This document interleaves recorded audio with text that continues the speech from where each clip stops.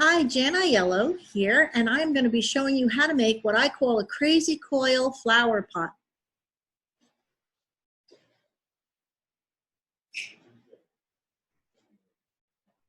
Here's one example, and it's got different sections of coil that are laid inside of a regular clay flower pot, and the flower pot that you buy from the store, we use that as a form, and it is inspired by Jomon pottery from ancient Japan, Jomon. You should look it up. It's just the most beautiful, fanciful, crazy pottery. And then after the Jomon period ended, they went back to doing like normal looking pots. Oh, so sad. Anyway, we've got little, what I call fence sections. We've got spirals. We've got dots or grapes, little balls of clay, and something else that I call intestines, which is just a coil that's wiggled up and makes a really nice accordion shape on your clay. I'm going to show you how to do this, so I'm mostly going to be pointing the camera down to the table so you won't see my face anymore, and there's pluses to that. So let me start by standing up, and I'm going to point the camera down at the table. See if that works like that. Okay. I hope you can hear with the fireplace is on, the radio is on. So I've got some of this dark gray clay which fires to a really nice white, and I'm almost out of this, but I've conditioned a little bit of it, and I'm going to start rolling coils. The rule of thumb for, I should say the rule of finger, for coils that you're going to use to make crazy coil is that no coil should be thinner than your pinky. If you're a little person, like a young person, and your fingers are not as thick and robust as mine, you might make your coils as thick as your index finger. Yesterday, I made my coils as thick as my index finger, and I'll show you that pot. I think it's a little too thick-walled. Anyway, I start by squeezing a lump of clay, something that will fit comfortably in my hand. I know there are people who like to roll a 40-foot long coil, but I mean 2 feet is long enough for me. I'm going to start by squeezing this into a cigar shape, and that way I know that there isn't any hollow spaces or air bubbles that are going to get rolled long and skinny down the center of my coil. So I started, and it looks a little bit like a beat up little serpent, and now I'm going to start with my fingers in the center, and I'm going to roll it. Make sure I'm rolling more than 360 degrees. If you only go back and forth a little bit, you're going to get a flat clay coil, and you're going to know that because it's going to go bump, bump, bump, bump. So make sure you've got enough room to roll your coil. Now, I've given my students a piece of canvas fabric to use on the tables, and that's great to protect your tables, and the clay won't stick to it if you're pounding or if you're doing the slab with a rolling pin. But if you roll your coils on it, they're going to dry out really quickly. And especially if you roll your coil into a spiral, it's going to have a lot of those dry crack marks on it. So if you can possibly use a kitchen counter, this is my work table, and it's got a piece of this like Naugahyde fabric on it. It looks like fake leatherette from Joann Fabrics. I also wanted you to see that the ends of my coils don't get long and skinny and really flimsy looking. The coil is pretty much the same thickness from one end to the next, and I get that evenness by spreading my fingers out, almost like I'm swimming the English Channel. I start in the center with my fingers together, and as I roll, I kind of massage the clay out to the sides. I spread my fingers out to help equalize that pressure. Okay, so I've got a couple coils here, and what I've got is a clay flower pot that I'm going to use as a mold. Now this is let me see if I can get my camera acting a little more normal. All right, now this is a typical flower pot that you buy in a store. They're $1 at Home Depot if you can get out. I know we're all in isolation these days. You can use any size flower pot. I don't like to use ones that are too small because when I get my fingers in there to like smush the inside of the pot, I can't get my big hand into something really tiny. This flower pot has a hole in the bottom, and if you want a hole in the bottom of your flower pot, I'll show you how to do that later. But since it is going to be an unglazed flower pot, then you certainly can leave the bottom covered with clay because moisture does evaporate out through this clay even when it's fired. This has been fired already. Now, so I'm going to use this flower pot. I'm going to skip to the end to show you what it's like the day after you make it so that you'll know. Otherwise, I'll build another one in here, you won't be able to see it. So pretend I just finished showing you the lesson.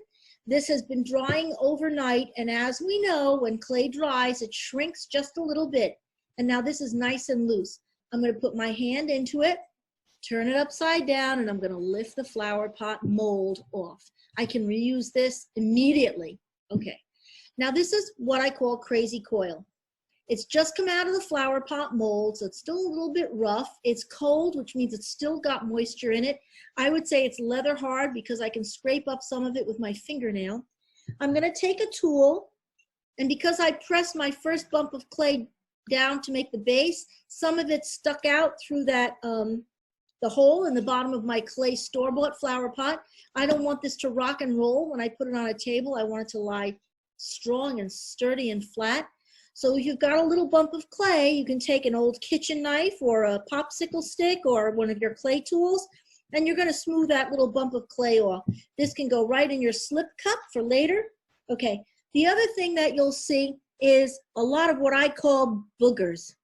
Boogers are the consequences of having coils touch each other but have some gappy spaces. So there's a lot of these little, here's one, here's a booger. I don't like the way that looks. So now that it's leather hard, I'm going to take my tool and I'm just going to press that so that it looks like it's part of the lines that go in between the coil designs that were planned. I'm just going to remove that booger and make it look kind of like intentional. Clean up those lines so that they look really like you meant it. You meant it to look this way. The lines are actually the spaces right in between your coils, and that's part of your design element. When you see the Jomon pottery, you're going to understand why I think this is a good lesson to honor the Jomon artists. Although this still looks tame by comparison to some of those wild, beautifully designed pots from quite long ago. If you have your coils are beginning to dry out, you see this one, my coils are beginning to dry out. I'm getting some of these cracks in here. While the clay is leather hard with a hard tool, either my thumbnail or a wooden popsicle stick or an old butter knife, you can sort of press out those cracks. If you've got a little bit of clay slip, not too watery, because I don't like to melt the surface of the clay, and water melts clay. But you can get those marks, those little crack marks out just by compressing the surface of your clay with a tool. All right, this looks like it needs a lot of cleanup because I made my coil so thick. And I think that could be why I've got a lot of this. The lines in between my coils are deeper than I normally see in my crazy coil pot. So let me go back to the beginning and show you how to build one of these puppies. All right, you've got a flower pot, you've got a couple coils rolled up. You're going to take a meatball size, not a huge meatball, but a meatball size clay, bowl of clay. You're going to roll it up, and you're going to kind of pound it a little bit. We want something round, but not really too skinny. This is the floor of your handmade flower pot. And you want it to be about the right size circle to fit in to the bottom of your clay flower pot like that. It doesn't have to stick. I'm going to make this a tiny bit bigger. If it's too big, you can trim off a little bit on the edges. But you don't want those edges, again, you don't want them to get really skinny. You want those edges to be about the thickness of one of your coils. Okay, so it's got to hold up your whole flower pot. Okay, this is going to go in the bottom, and here that looks pretty, that fits pretty well now. Now I'm going to take my coils, I'll roll out a few more while we're building this, but I'm going to make some fence sections. And what I want them to be the same size. They don't have to be, they can be different sizes. But I'm going to make some fence. That's what I call it. Okay. And I'm line them all up, and I'm going to lay these. I'm not scoring and slipping anything. You might notice that. I am the art teacher, so I'm always telling people, you've got to score and slip everything. You can fool me, but you can't fool the clay. And if you do not score and slip it, it's going to dry and fall apart. Well, guess what? This project does not need to be scored and slipped. Don't ask me why. I just know for a fact, and I will tell you a little story about how I know that this flower pot is going to be very, very strong, even though it's not scored and slipped. So I've got some fence sections in there. I could do fence all the way around the bottom if I wanted. I could do it in a chevron shape. I could have some of the fencing pieces go in this direction and some go in another direction. Let's see if I've got any V-shaped. Oh, here's some fencing that goes in a V shape like that. And then when in the space that I had left over in the center of the V, I put 3 grape dots. Okay, so I'm going to do a spiral now. And what I'm going to do for my spiral is I'm going to start by pinching the center so that it gets a little narrow there. And now I'm going to roll up my spiral by pressing out towards the center. This way, it's not going to be too loose. And if I want to make 2 spirals the same size, don't stick this one in your pot yet. Do it on the tabletop. Here's 2 spirals. How do I know if they're the same size? Well, I'm going to do that. And when they look like they're the same size, bingo, I got 2 spirals the same size. I think I'm going to want a couple more spirals. I'm going to make 4. And I can make sure that I've got them all the same size circles. Here, I'm going to save this and make it into 2 grapes. 2 little balls. There you go. Hope you can hear me over my cheerful little wood stove that's piping away. It's another cold, rainy day in the Hudson Valley. And one of my students' parents just told me we're expecting a tornado in southern Westchester. Well, I'm in northern Westchester, so I hope that tornado gets its address right. And I also hope it decides to just not show up. Okay, I'm going to take these spirals and I'm going to start placing them inside my pot. Now, normally I do my design all the way around. I'm going to see if I have time to do that for you. Obviously, I need to put some more fencing in if I want the fencing to go all the way around. But so right now I'm building up part of the wall. Do you see that? Let me see if I can show it to you this way. I'm sticking it against the clay pot. It sort of sticks a little bit. Now I'm going to do my favorite. I'm going to do intestine. Intestine is this, back and forth like a radiator. Weird. It doesn't have to be the same size. I invented this name, so I hope you understand why I'm calling it intestine. Okay, there we go, little intestine. Maybe I'll do that, put that in instead of fence. I'm going to put my intestine in there now. There's my intestine. Laying against that clay wall, I'm going to press it just a little bit. I want to make sure that none of my design elements, my dots, my fences, my intestines, my spirals, I don't want any of them floating like this. They all have to be attached to some other part of the clay design. So let me get a few more coils done, and then I'm going to show you the next thing we're going to do. Here I'm squeezing my coil clay into a cigar shape first. Started getting it round. Uh-oh, that had an airspace in it, I could tell.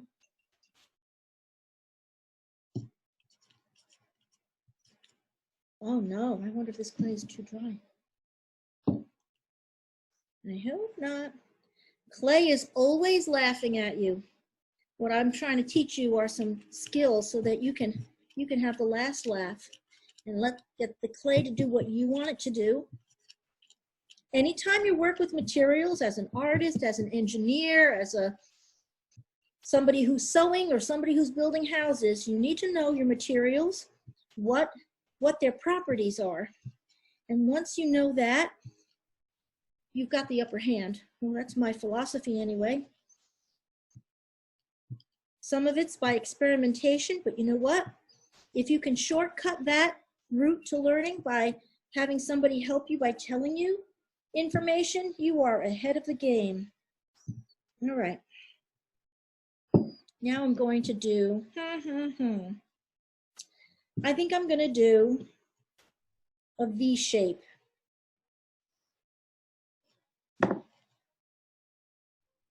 got some intestines in there. Then I'm going to do a little V shape. Then I think I'm going to put some dots in there, fill up the V shape.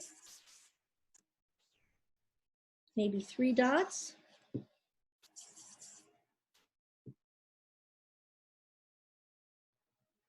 I'm going to press this in. See if it fills up a lot of that hollow spot there. I think I've got it. So my design has a lot of different elements all around it. You see my V shape in there with the 3 dots in it. I didn't go all the way to the top yet. What I'm going to do before I build it right up to the top, I could also have things sticking off of the top, out of the top of the pot like this. It has to be well attached to what's inside the pot. And I'm going to show you how to do that. But don't feel that you've got to have everything just come to the top of this clay pot. You can have pieces sticking up. Just don't have anything hanging over the edge like this. Because when your clay shrinks, that's just going to break right off, right at the top there. It's going to break right off because this part will shrink in, and this is not going to climb over the edge of the pot. It's simply going to break off. Okay, so now I've got all these elements are touching in here. Now the secret part is using a little, I call it a button, like a thumbprint of clay. You're going to use a million of these, but one at a time. You're going to put it into the pot. Start at the bottom where the floor meets the wall. Take another little button of clay and put it in there and wipe it into your coils. This is what joins all the pieces together. Now, how do I know this makes a strong pot even though we're not scoring and slipping? And who knows? It's supposed to work only if you score and slip. But I'm going to tell you that when I was at the high school, I had many models of this project because every time I had to show a class, I made one, so they could see how it was made. And so I had one that was fired, and one of my lovely students picked it up and dashed it to the floor. He was a charmer, loved him to pieces. And he did me a great favor because I could show the class that the pot was incredibly strong, even though it didn't have scored and slipped elements of clay. See, I'm starting to smooth out some clay around there. I'm not making it any thicker, really, maybe just like a millimeter thicker, but I'm going to slowly wipe clay into all of these crevices, cracks between my coils, and wipe it across all the coils. I'm sort of compressing the clay a little bit. You want your clay nice and soft for this, and I think this clay is it's just on the verge of not being too comfortable for my hands to mush. All right, so when this clay pot was thrown to the ground, you would think that the pot would have broken right along these cracks, that those would be weak parts, right? You would think that. I would think that. This pot broke straight across, just like any clay flower pot from the store. It broke straight across, right across the bottom, and right up the other side. It did not follow any of these crack marks, these deep lines in the clay coil design. And what that tells me is that the walls on this pottery were acted like one solid piece of clay. That's good news. And the other good news is, man, this is fun. It's fun to paint it. It's fun to glaze it. It's fun just to keep it plain once it's fired. So now what I'm going to do is I'm going to put a few more things in this to build it up a little bit. I'll try rolling one more coil so I can show you again that coil technique is really based on building a good coil, nice, good, solid coil. Okay, so I'm starting with my cigar shape. I want this clay could definitely be a little bit softer. I had it conditioning all night, so I don't know why it's not as soft and juicy as it can be. All right. If you start to get your clay coil starts to get flat, like it's going to go bump, bump, bump, bump, stand it up on its tall edge and smack it down and very intentionally put a little more pressure on it and get it rolling so it's really round. All right. I'm going to add a couple pictures to this video of the Jomon pottery that I hope you find inspiring. Once you make your flower pot and you've got all the parts are touching, then you can just let it dry overnight. You do not have to cover it. We want it to dry and shrink a little bit.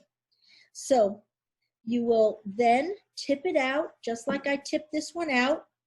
Turn the clay pot over, put your hand inside, turn and just lift off that red clay flower pot.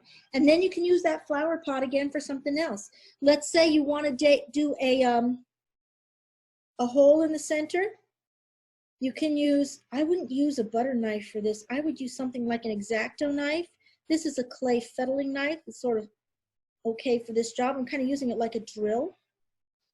And here's my hole so that we've got some drainage in this flower pot. And like I said, it's not terribly important unless you're going to glaze this pot and make a shiny surface that's not porous. Otherwise, if you watered a flower that was in here, a plant, the moisture would just come out through the walls. You would see it evaporate out through the walls of your flower pot. All right. Oh, you can use any kind of flower pot as long as it's not glazed. Now, glaze is usually the shiny color, not shiny or shiny color coating on a fired ceramic piece. This doesn't work so well. This works great for a teacup, but not so good for this project because the clay would stick inside that. The reason it doesn't stick inside here is because as it's drying, it's shrinking and it lets go of this nice dry surface. They separate. They have natural separating qualities. Okay, that's the Jomon pottery lesson. I hope you have a good fun rolling your coils, making some great designs. You might think of other designs and not just spirals, intestines, dots, grapes, and fence. You might think of other shapes that you can repeat. The goal is to use coil. You can also, by the way, you could also use coil just as a straight line element around one part of your pottery, and then I would go all the way around. Have fun with it. It's very free form. Just make sure all your elements, all your coil design pieces are touching side to side, and then use soft buttons of clay and make sure you're getting them really attached with those soft little bits of clay. That's what holds it together. It doesn't look like it would be strong enough, right? But we know for a fact that it is plenty strong. Have fun making picture crazy coil or picture coil, however you'd like to call it. I call it crazy coil. And look up Jomon pottery. And I hope this video helps you. Have a great day. Oh, there goes my camera again. Let's try turning this thing off. All right. See you next time.